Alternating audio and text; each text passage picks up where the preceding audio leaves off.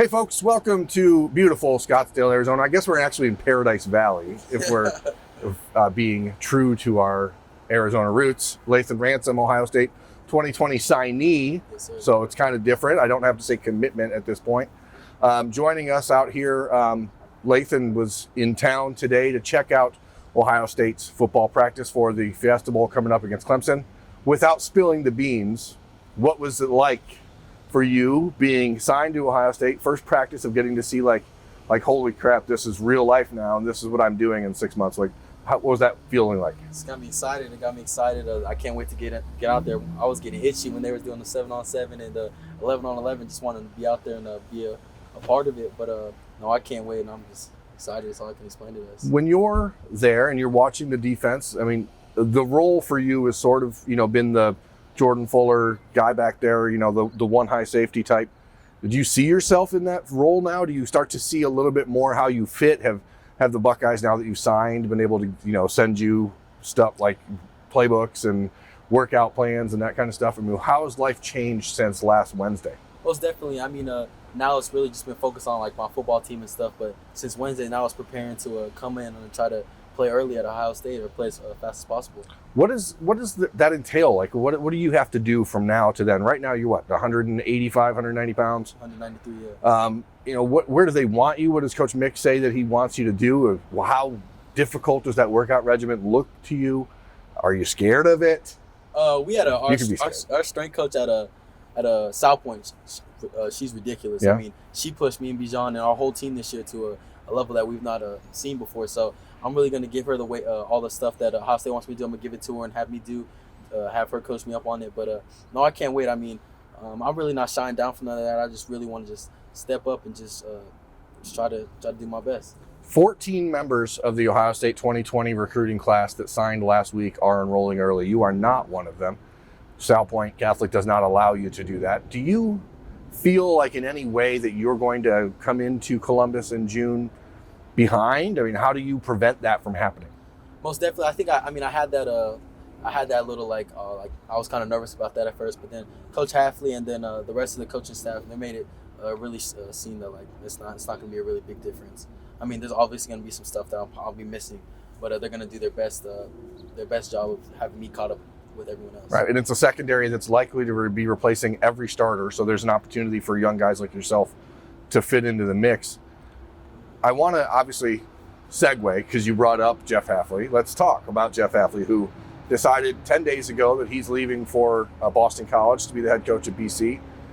Obviously, at that time, you were just committed, and that was shocking, right? I mean, can you just walk us through the conversation that you had with Jeff Hafley? Because he was in your house on Thursday night, and Friday night it was announced that he was leaving. How did the conversation go with him in your house? Did he mention it? What did Ryan Day say? Just walk readers, listeners through that plan, because I imagine that had to be like pretty shocking for you. Yeah, most definitely. I mean, Coach Hafley, he came to my house and he told us before like there was even rumors about him leaving and stuff, that if they would ever offer an opportunity good enough for him and his family, that he would take it. And me and my family understood that. So when he came, he kind of discussed it. He didn't really say that he was talking with them the next day or nothing like that. But I mean, the next day it happens, and he texted me, and Coach Day's calling me, and a lot of people calling me, blowing up my phone. But at the end of the day, I mean, sat down with my family, and we kind of discussed that at a program like Ohio State. Most likely your coaches are going to leave, and they're going to get better opportunities for bigger jobs, and we kind of understand that, and that's part of it. But no, we're okay with it, and we can't wait to meet the new coach that's going to be hired. Was there conversation with Coach Hafley after he took the job? And like, is that continued? When you see him today, for example, at practice, is it weird? Is it like, oh, cool, dap you up and bounce? Or like, is it like, I mean, the relationship you've had and built with him over the last 8 months has been one of the driving forces in your decision. Exactly. Was there a moment, like, be real, because it's too late now, you're signed, right? Too late. Like, was there a moment where you're like, oh my gosh, maybe I'm going to go take another visit elsewhere? I know there was some talk about LSU. There was talk about Notre Dame. I know that the Irish were really kind of pushing there at the end. Can you just give us a percentage of what, was there like a 5% chance that on signing day you were going to hold off? Or like, how did you handle that? I think I definitely thought about not maybe signing on signing day and just waiting it out, not decommitting or nothing crazy like that. But I mean, Ohio State's a place I want to be, and it's their history and their DBU, and there's nowhere else I want to be. So I didn't think that something like that happening was going to change that, and I'm bought in. Now, there were two guys that did decide to not sign with Ohio State last week. One of them, Clark Phillips, ended up signing with Utah, and he's going to be going to school there in Utah in the next 2 weeks. The other is Cameron Martinez, the other safety in this class that potentially would be playing back there alongside of you. And he's going to wait until February to sign. Did you have any discussion with the other defensive backs, and how did you guys all kind of, I don't know, rely on each other in this last 10 days? I talked to both of them. I talked to Ryan, I talked to Legend, I talked to Clark, and I talked to Cameron. And I mean, Clark had to do what's best for him, and that's one of my guys. I mean, we at the opening together. Yeah. You said he was one of the reasons that you committed to Ohio State. He was we had a really good relationship, but at the end of the day, I'm happy for him. I'm supporting him, and I think he's going to be successful wherever he goes. And then Cameron, me and him been talking a lot. I think that was just the relationship that him and Coach Hafley had, kind of explained how they're going to develop him and stuff. So he just wants to build that same relationship with the new coach coming in, and I respect him for that. He has to do what's best for him.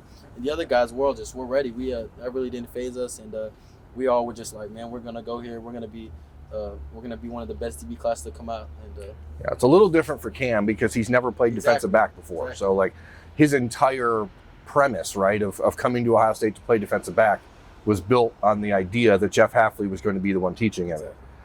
Is there a leader, like a favorite guy that you guys have discussed about maybe coming back to take over that job? Or do you guys have personal favorites? Are you offering suggestions? Like how is Ryan Day handling this job search?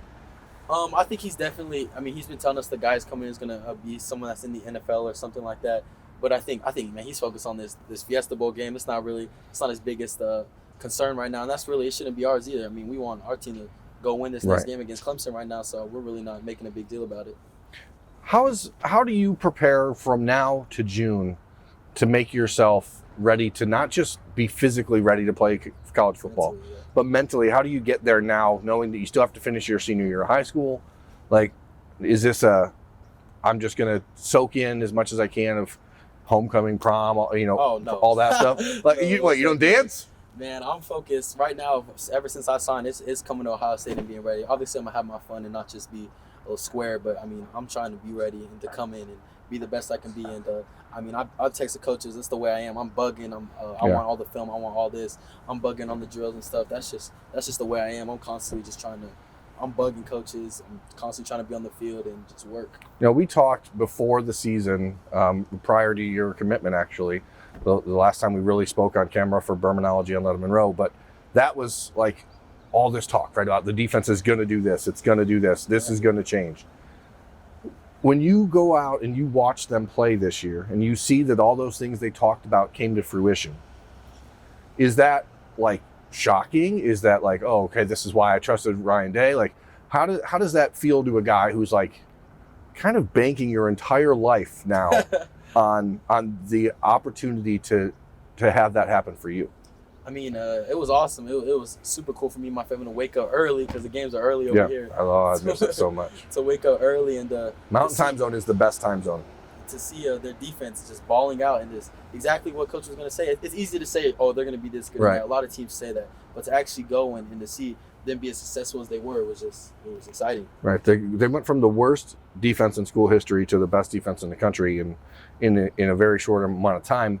Most of those coaches are still going to be there, right? Exactly. How is your relationship now with Greg Madison? Is that changing? How is the relationship with Matt Barnes? Like, is he going to be more involved, or has he been more involved? Oh, yeah, most definitely. Ever since the Happy thing, Coach Barnes would text me like every day, and that's my guy. We built a great relationship too, because when Coach Happy first came in, that's when I first met him, and me and Coach Barnes had a closer relationship, and then I grew a better one with Coach Hafley, and I like Coach Barnes a lot. Coach Asa.